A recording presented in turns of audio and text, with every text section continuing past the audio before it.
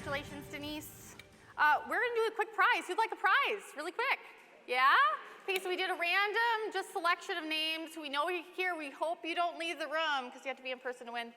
McKenna Bachmeyer. Is there a McKenna Bachmeyer in the audience? Where is she? McKenna Bachmeyer. McKenna Bachmeyer?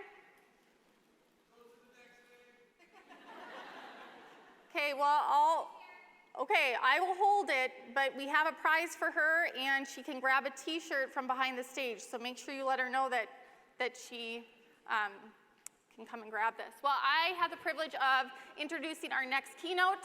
Our next keynote came all the way across the Atlantic Ocean to be with us here today, so let's make sure that we do give him a warm welcome. But Nicholas Carlisle is the CEO of Power of Zero, a global initiative to ensure the well-being of children in an increasingly online world, and the creator of the award-winning No Bully program for schools. He speaks to the global forces driving cyberbullying on social media and in online gaming platforms, and today will deliver a message of hope for solutions. Please help me give a North Dakota welcome to the stage, Mr. Nicholas Carlisle.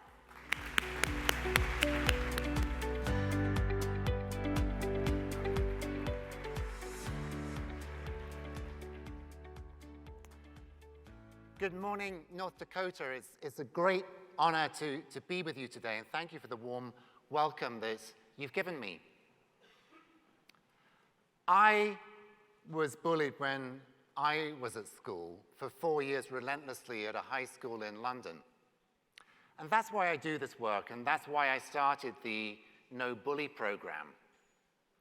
And we started that 20 years ago, and it became one of the biggest anti-bullying programs in the US. And we thought we were making progress. We were reducing bullying in schools. We were giving schools solutions. And then cyberbullying happened. And we had to rethink, what are we going to do?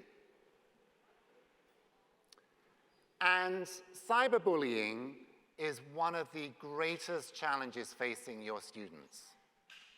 It's one of the biggest issues that we hear from parents about. So I've been invited today to talk to you about where this problem came from, what's driving it, and what solutions are there to this epidemic.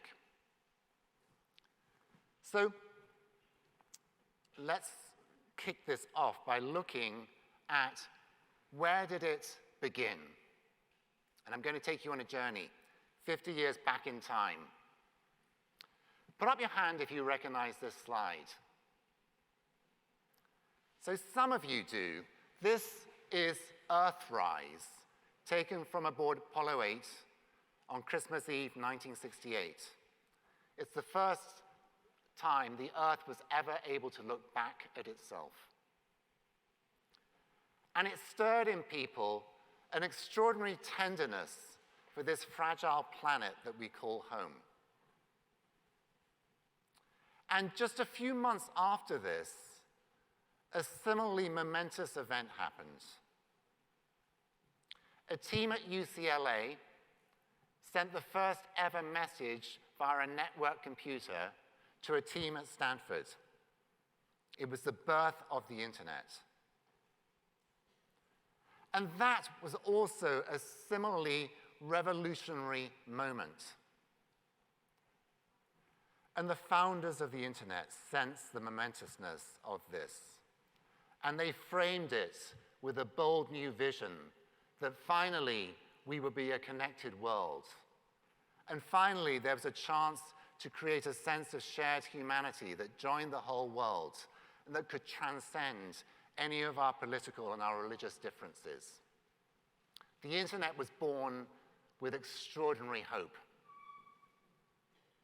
And that hope continued as the internet was developed. Fast forward to 1991. And this is Tim Berners-Lee. And here he is with the first ever web page.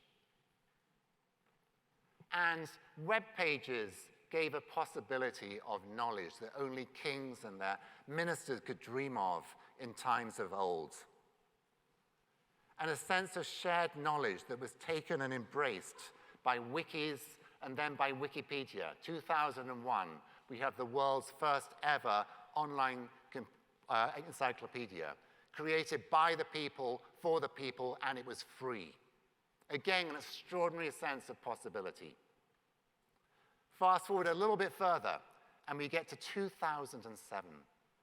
And this moment here, when Steve Jobs walks on stage, do any of you remember this moment? There was an incredible sense of, wow, we have the power of a personal computer that is able to access the internet, and you can put it in your pocket. And people were really proud about their iPhones. Do you remember the joke then about how can you tell if someone has an iPhone? Do you remember that one? And the answer was, well, they will tell you. Because they would brag about it. And Android and Samsung followed suit. And we now have nearly 6 billion smartphones in the world. That's almost the same as the number of people in the world. There are about 8.1 billion people in the world, 6 billion smartphones. Some people have more than one smartphone, so not everyone has a smartphone, but roughly 5 billion people now do have access to the internet. And what really opened up the internet was the power of apps. And suddenly the free market had this question, how do we engage with this? It was such a great opportunity. How do we engage with this? And what do we monetize? And the answer that they came up with was the commodity here is your attention. And they got very good at grabbing your attention. Many of the best minds were dedicated to that question. How do we grab your attention? How do we maximize your attention? How do we keep your attention on our screens for as long as possible? And one of the people who's credited with that revolution is this man here, B.J. Fogg. He's a very warm, brilliant Mormon academic at Stanford. And he put out a class at Stanford for how do you take the secrets of psychology and use those to keep people on their screens as long as possible. And in his ranks of students, number people like Mike Krieger, who's one of the co-founders of Instagram, Tristan Harris, who then went on to found the Center for Humane Technology. His ideas were revolutionary, and the result was that the whole world went online. And the result was that the students that you teach went online in huge numbers. 200,000 students every day go online for the first time. 200,000 students every day go online for the first time. And you can see the numbers on this screen here. In most developed countries around the world, you have pretty much 99% of students are online. And this opened up extraordinary possibilities for learning, for connectivity, for entertainment. But what the founders of the internet had not anticipated was that humanity would bring its darker side to the online world. And that is true of cyberbullying. Bullying started to go online. But when bullying goes online, it starts to get rather different. When bullying goes online, it starts to take a reality of its own. And when things go viral, they're very hard to remove. And the level of shame that's spread by something being posted online is exponential.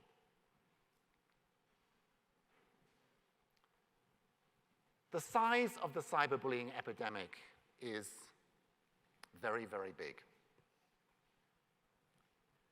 Children as young as 8 are being bullied online. Roughly 21% of tweens are bullied online. By the time you get up into the teenage years, those numbers get much higher. And here in North Dakota, as you can see from the YRBS survey, 29% of students in North Dakota report that they've been bullied electronically. These numbers are very significant. So the question is, how did we get there? What's driving this? Because the internet was born with so much hope, and there was so much of a sense of possibility for what we could do together in the world to make the world a better place. And now we have the opposite. We have this opposite force of hate and violence online. How did we arrive at this place? What is driving this? And to really understand this question, you have to drop down a little bit and start to look at this question of attention. Because the attention economy is commoditizing something that turns out to be very, very precious. Think about it. If you spent a couple of hours a day doing yoga, or a couple of hours a day learning a language, think how good you would get at that. Think how limber you would be from that yoga. Where you place your attention shapes who you are. I've been going back and reading William James, who many of you will probably know as the father of psychology here. And William James writes with great lucidity about this question of attention. And what he says is that our capacity for attention is what makes us intelligent. It's what makes us capable of unique thought. He even goes so far as to say our capacity for attention is the seat of genius. He then goes on to say that where you place your attention shapes your mood and your character, and it ultimately shapes who you are. So we're talking about perhaps one of the most important faculties that we have as humans. And the challenge of our whole world going online is that we've become the most distracted generation that's ever walked this planet. And the challenge here is that we're no longer choosing, although we may think we do, we're no longer choosing where we place our attention. That decision is being made by the brilliance of the online platforms that we inhabit. So it's not all bad.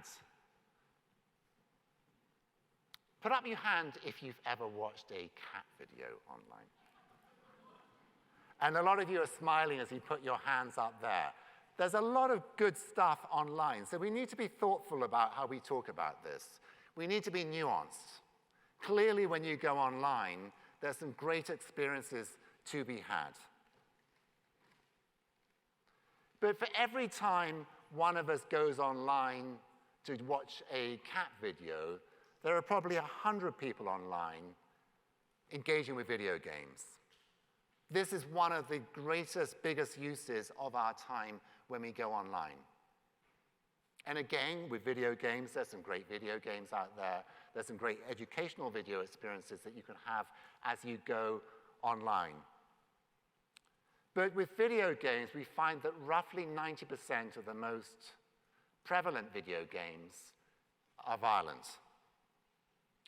And the research is conclusive now that engaging with video games online that are violent does transfer across to increased violence in the real world. Not just because of what you're watching online, but also because of the smack talk that often accompanies video gaming. And the result is that we get trolls. So for those of you who have not been asleep for the last 20 years, we now know that trolls aren't just fluffy creatures with outrageous hair color.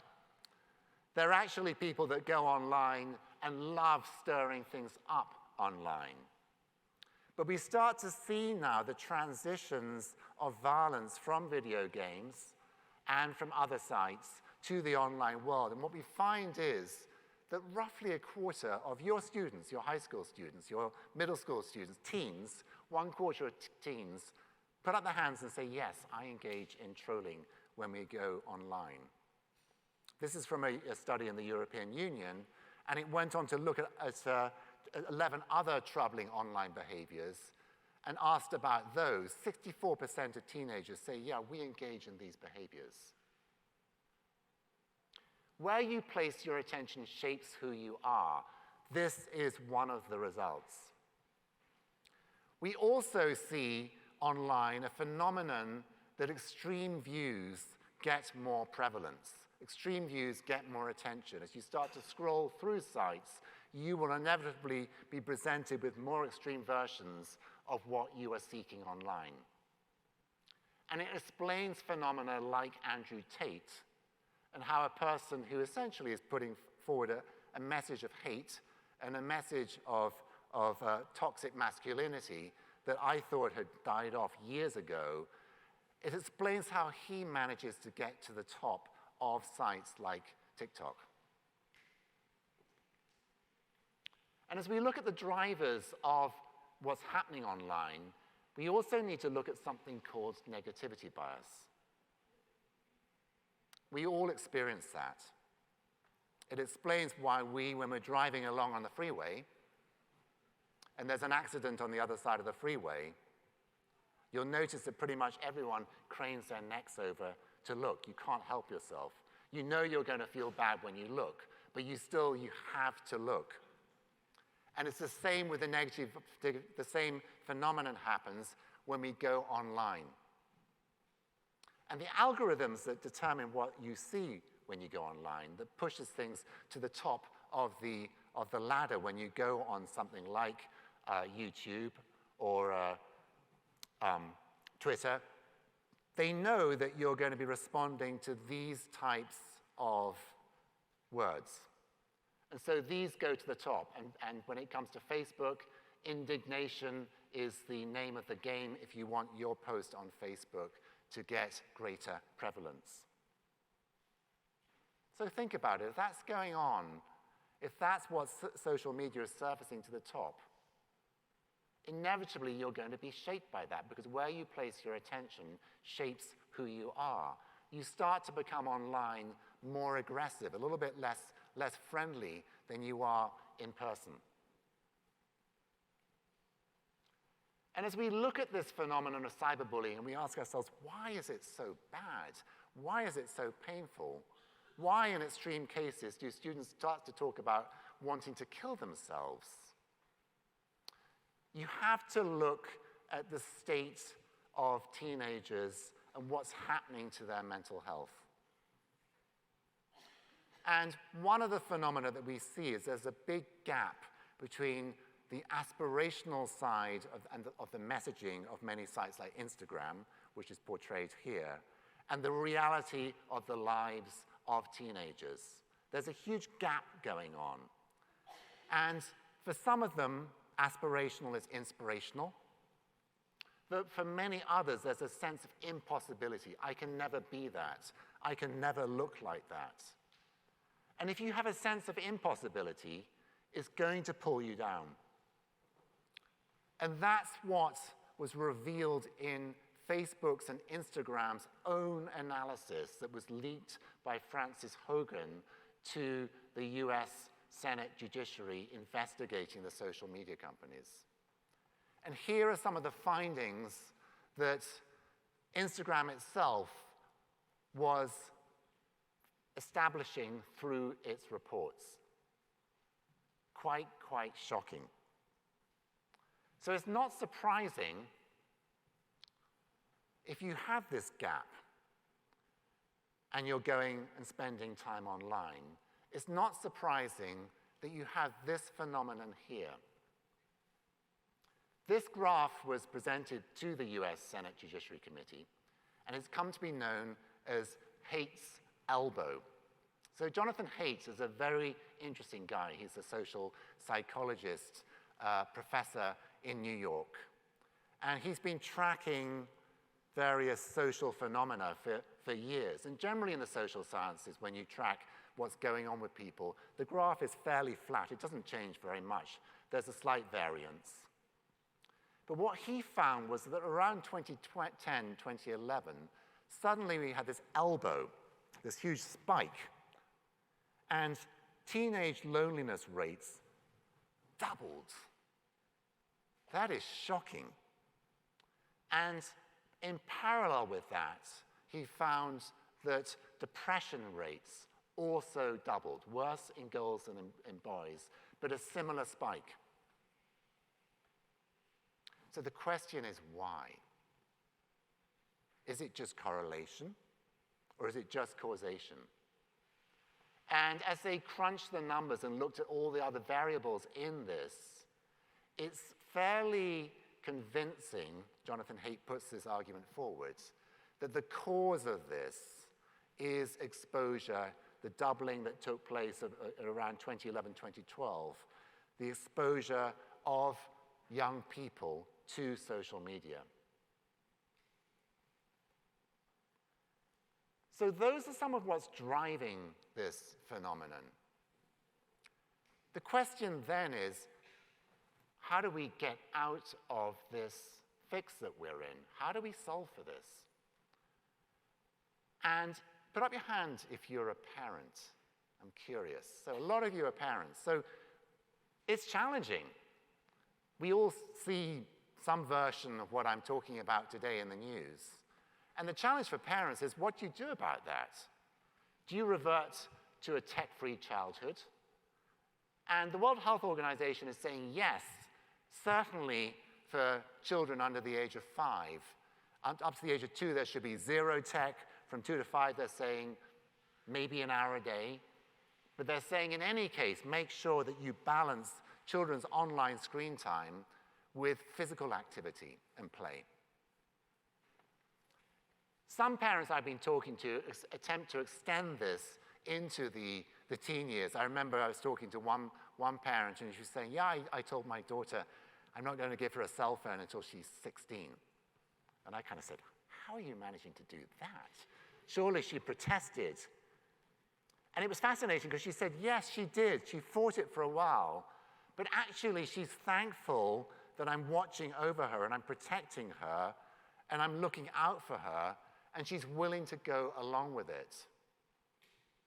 So I want to give that message to you parents in the room, because in survey after survey, teens are saying, thank you, parents, when you do watch what we're doing online. Thank you, parents, when you do set controls to our iPhones and our smartphones so that we can't go on sites. And thank you, parents, for actually keeping an eye on how much time I am spending online. Our children want us to do that. That's one solution, to think about how you balance it as a parent. There's also what tech companies can do. In the last 5 years, Facebook spent $16 billion on trying to regulate its platform. They have 40,000 moderators across the world, and their job is to look at the content, the extreme content that's going up on Facebook, and to remove it if it's offensive. All the social media companies, we partner with a lot of the social media companies, so I talk to a lot of the chiefs of safety at them. They're all investing enormous amounts in online safety, in removing what's known as toxic material. What you are seeing is the results after the cleanup. So just imagine how much worse it would be if they weren't doing the cleanup. Is it enough? Can they do more? Quite a lot of people are saying yes, they can. And quite a few of the school districts in the US are actually taking legal action. I don't think they're going to have much actual success, but they're making a strong point, and they're creating a public policy pressure on the social media companies and the gaming companies to clean up their act by bringing to court the evidence that actually social media and video games are harming the mental health of our students. Congress also is attempting to regulate. One of the windows that they're using is to say, well, social media companies and the video streaming companies like YouTube are effectively broadcasting. They're like broadcast TV. And they should be regulated in a similar way. There's a lot of pushback around that. There are a lot of arguments around free speech. Congress is doing its best, though, to actually intervene and see how can we regulate this in a better way for all of us and for the younger generation. And then we come to what you can do. What you can do in your schools. And there's quite a lot that you can be doing.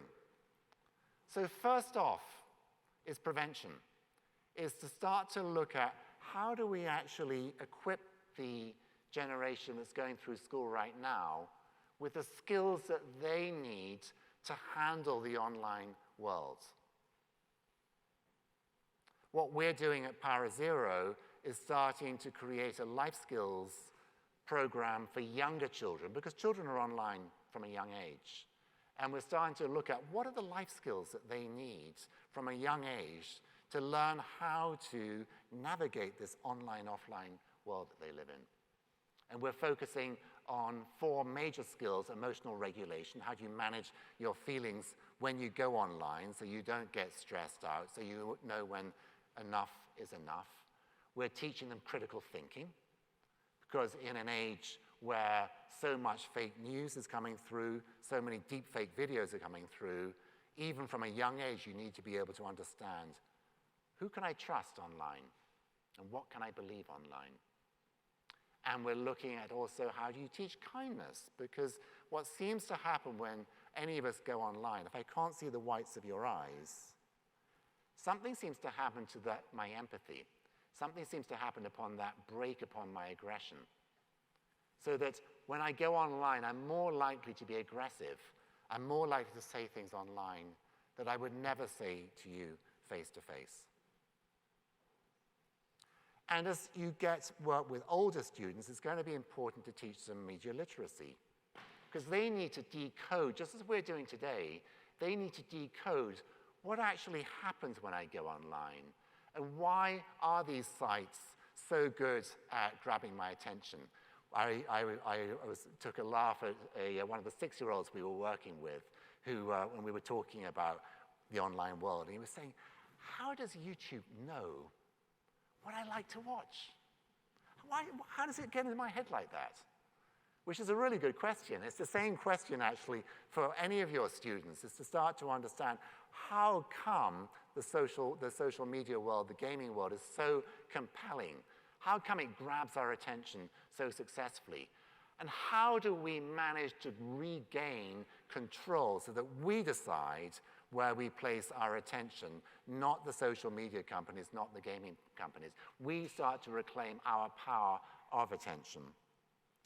Prevention's a big part of it, but also how you respond is another big part of this.